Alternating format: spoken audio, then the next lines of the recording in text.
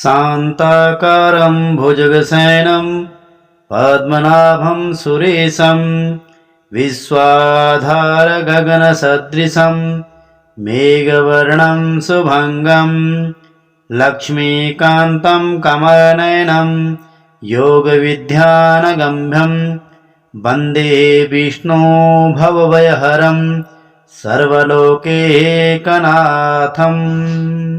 बोलिए नारायण भगवान की जय। आइए अब हम आपको कार्तिक मास की 30वें अध्याय की कथा सुनाते हैं। राजा पृथु कहते हैं कि हे नारद जी, भगवान का अत्यंत प्रिय भीष्म पंचक व्रत कैसे प्रसिद्ध हुआ। तब नारद जी कहने लगे, हे राजा पृथु, यह व्रत आदिकाल से है, परंतु बीच में लुप्त हो गया था। फिर यह कैसे प्रसिद्ध हुआ, सो कथा हम तुमसे कहते हैं, सुनो। कि श्री कृष्ण जी ने भीष्म जी से इस व्रत का वृतांत कहा। तब सर्वप्रथम भीष्म जी ने इस व्रत को किया। इसी कारण तभी से यह व्रत भीष्म पंचक के नाम से प्रसिद्ध हुआ। इसलिए हे राजन, भगवान श्री कृष्ण जब पांडवों की ओर से दूत बनकर कौरवों को समझाने गए तो सबसे पहले वह विदुर जी के पास पहुंचे। विदुर जी ने उनका आदर सत्कार किया। फिर श्री कृष्ण जी भीष्म जी के पास गए।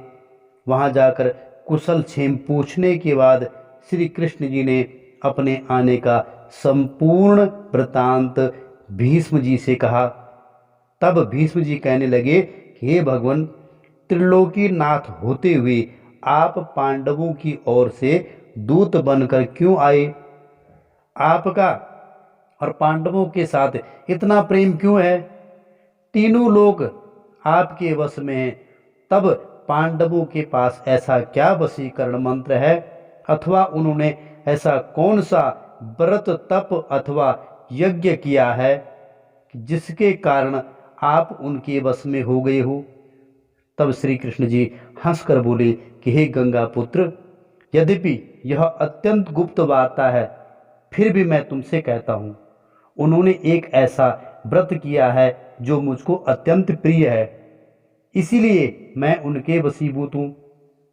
अब मैं उसका वृतांत तुमसे कहता हूँ कि पूर्व काल में उज्जैन नगरी में 5 ब्राह्मण, कवि, शुचि, दृढ़, दंत और हंस नाम वाले 5 ब्राह्मण निवास करते थे।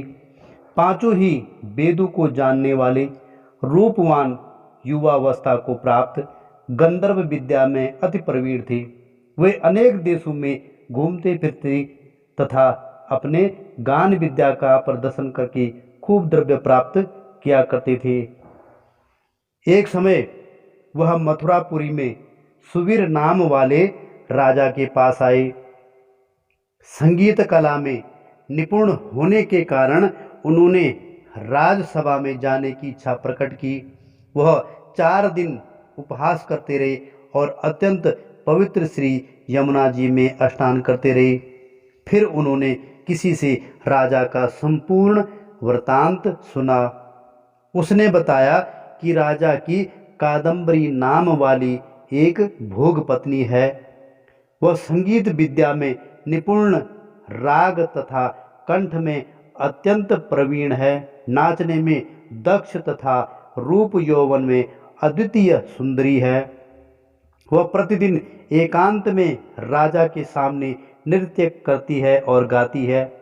ऐसा सुनकर वे ऐसे स्थान पर जहाँ से नृत्य तथा ताल का शब्द सुनाई पड़ता था जाकर खड़े हो गई।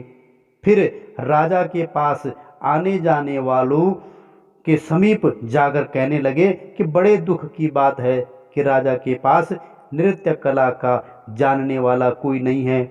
वीणा में 2 तार ढीली हैं, तार बराबर नहीं है, बाजे में नृत्य शुद्ध नहीं है। इस प्रकार की बातें वह प्रत्येक से कहते रहे। तब तक किसी ने यह बात राजा से जाकर कह दी। राजा ने भी तत्काल जहाँ पर कादम्बरी का नृत्य हो रहा था उन 5 को बुलाया।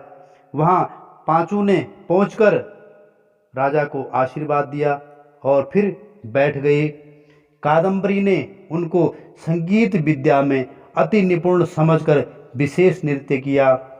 जब उसने चक्र में ताल दिया तो उन ब्राह्मणों ने उसको रोक दिया। उसने चक्र छोड़ तथा योग ताल दिया मगर चक्र खंडित नहीं किया। इस पर कादम्बरी का रूप और गुण देखकर वह पांचों उस पर मोहित हो गए। कादम्बरी भी पांचों को देखकर उन पर मोहित हो गई। उसने रात्रि को चोरी छिपे ब्राह्मणों के पास अपनी एक सखी के हाथों यह संदेश भेजा कि तुम पांचों में से एक एक प्रतिदिन नगरी से दूर उत्तरी कोण में यमुना तट के समीप जनशून्य लताओं से ढका हुआ अनंत नामक तीर्थ है, वहां पर मेरे पास आकर अपनी अपनी विद्या तथा गुण का प्रदर्शन करो। मैं भी वीणा तथा राग की अपनी कुशलता दिखाऊंगी। भगवान कहते हैं कि हे भीष्म जी, एक ब्रह्मचारी जो मेरा भक्त था, दुष्ट संगति के भय से गांव से अति दूर वहां रहता था। उन दिनों वह भीष्म पंचक व्रत करता हुआ देवालय में मेरा पूजन करता था। कार्तिक शुक्ला एकादशी के दिन उन संगीतज्ञ ब्राह्मणों में से एक कवि नाम वाला ब्राह्मण वहां पर आया। कादम्बरी भी मुनि के उस स्थान पर पहुंच गई। वहां मुनि ने जिस प्रकार पूजा की, उस कवि नामक ब्राह्मण ने भी उसी प्रकार भगवान का पूजन किया। उसके बाद वीणा लेकर गान करने लगे। उस मुनि ने क्योंकि अपना मन जीता हुआ था, इस कारण उसने गान सुनकर भी क्रोध नहीं किया। सारी रात कादम्बरी और कवि गायन व नृत्य करते रहे। मुनि को गोबर का आचमन करते देख कवि ने भी वैसा ही किया। प्रातःकाल होते ही कादम्बरी राजमहल में पहुंच गई। मुनि की संगति से उनके समस्त पाप दूर हो गए। इस कारण द्वादशी के दिन कवि अपना समस्त द्रव्य दान करके विरक्त हो गया।